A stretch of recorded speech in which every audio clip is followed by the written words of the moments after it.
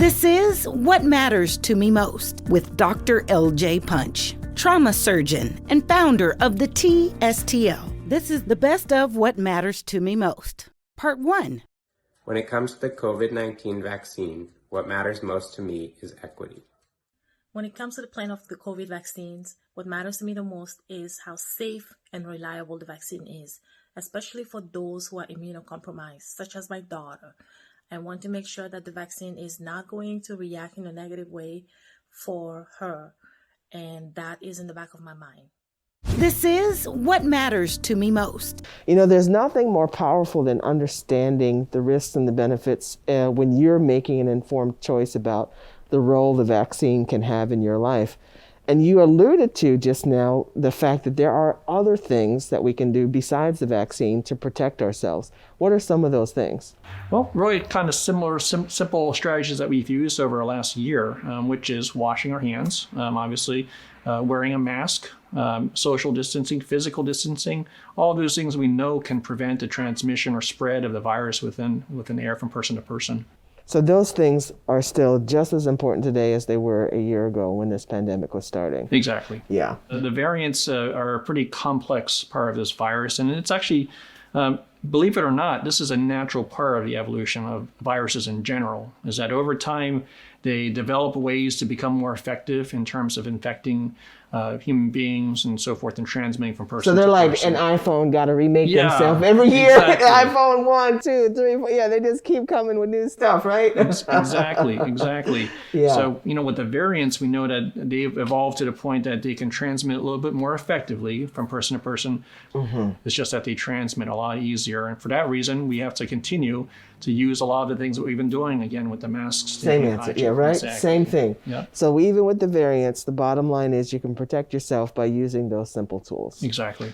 Hi, this is Asia Owens, and what matters most to me in regard to the COVID-19 vaccine is making sure that people are properly educated and informed about the pros and the cons, and especially the benefits of what it looks like if you did take the vaccine, not only for yourself, but for the community at large.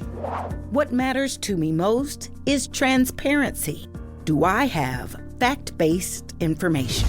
Hi, my name is Julia Ho. I'm with St. Louis Mutual Aid, and when it comes to the COVID-19 vaccine, what's most important to me is that people have a clear and consistent way of getting their questions answered from medical professionals, from people who are going to be distributing the vaccines, and that they have a way to communicate and to get their questions answered, as well as to address concerns that come up in the distribution or after receiving the vaccine. This is What Matters to Me Most. I really want to hear your thoughts about the role of the vaccine in pregnant bodies. And I want to hear what you're hearing from people in their considerations. Since the vaccine has become available, it has put a completely different spin on things. Because before it was just, we getting pregnant or we not, and I can do my best to shelter in place, etc.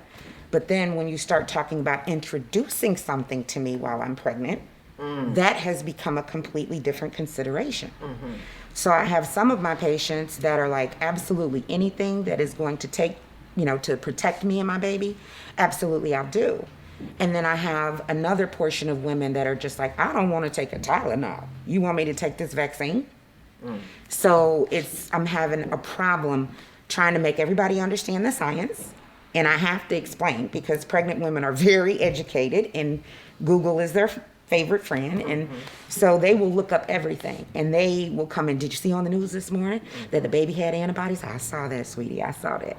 So I got to stay one step ahead of them all the time and be completely up on that. Okay, let's talk about that for a second. So the study I think you're talking about is the study that showed that babies born to mothers who had COVID were born with antibodies to COVID. Correct. But also now, for the first time, it's been shown that people who only got the vaccine and didn't have COVID also had babies who were born with antibodies to COVID. Correct.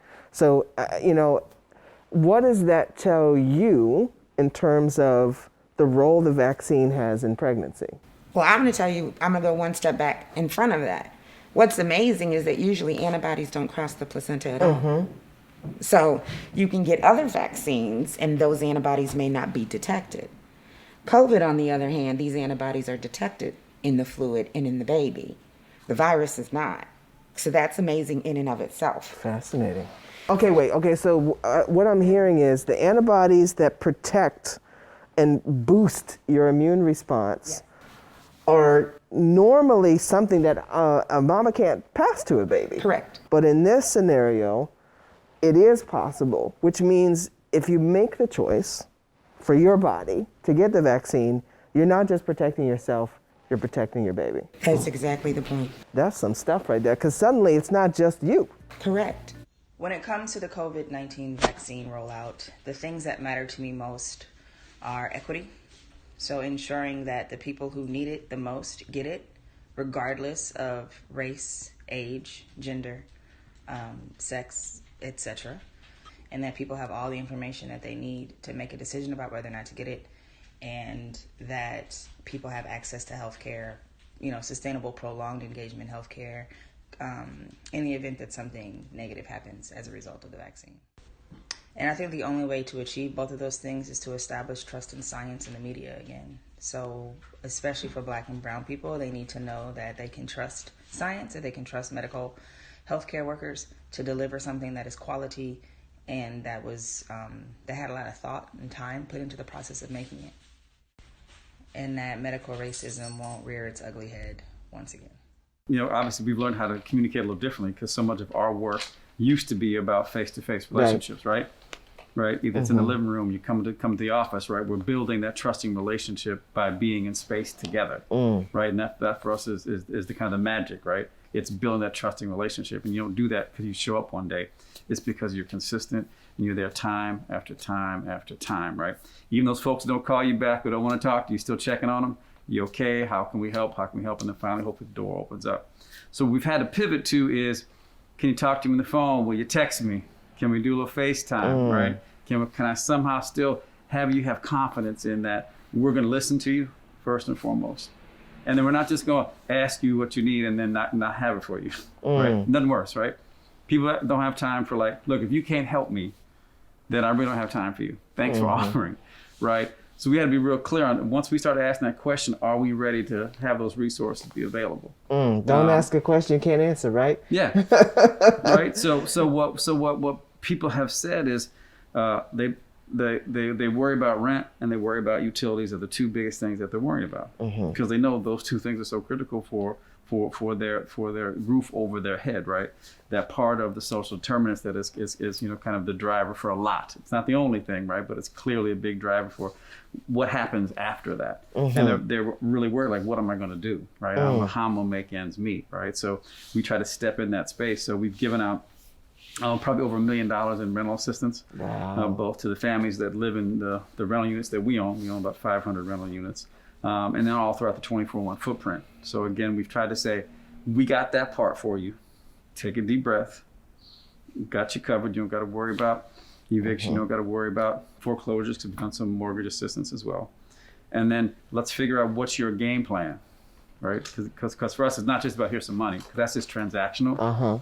And we believe in work that's transformational, right? So yeah, I want to get you stabilized and you can take a deep breath and say, okay, do I got to find a job? How am I going to pay the car note? I mean, what are all those other things, right? We want you to just be able to have a little bit of pause. So you're thinking about those things, and we can try to say, how can we help you along that journey as well till you get to whatever that end game is for you, right? What's your aspiration? Right now we're in crisis intervention, but we really want to be in the aspirational achievement work. But we can't get there unless we deal with the crisis intervention. Hello, my name is Becca, and what matters to me most about the COVID vaccine is that it is accessible to the people who want it, and it is effective. I just want to take what you said and share an experience I had. So I was with a group of people talking about COVID, and they were in a healthcare environment, so they were high risk. They had exposures because they were in a hospital. And one group of folks was kind of talking about their concerns about what's going to happen if I take the vaccine, what we were talking about earlier. But another group of folks, and they were mostly younger, they were saying, I haven't gotten it, and I honestly don't see what the problem is. It's not a scary thing to me.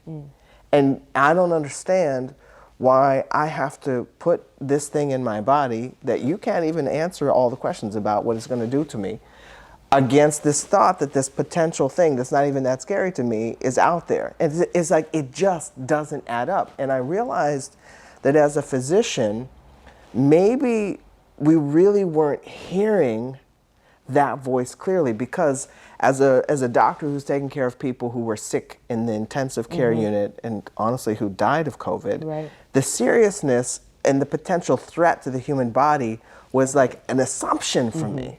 And what I heard from that group is like, I'm not assuming anything. I've made it this far. It hasn't touched me. I don't see how what you're offering me is better. So this a similar concern around two separate ideas. Number one, like, okay, vaccine or not, what's really going to happen to me? Right. And okay, COVID or not, what does this new strain really mean? Right. Is it really a hype, or is it not so much a hype? Right. And it's so hard to know how to think about that when you got information coming from so many different places. And then think about it, like if I've lasted these 18 months, right, and this is not to speak from a space of ignorance, but truly to speak from a space of reality. If I have done my safety precautions to make sure that I'm wearing a mask, I'm maintaining social distance, and I've been grateful and lucky enough not to have been impacted by the virus, what makes me think that I may need to take a step further if I'm unsure what that unknown will be?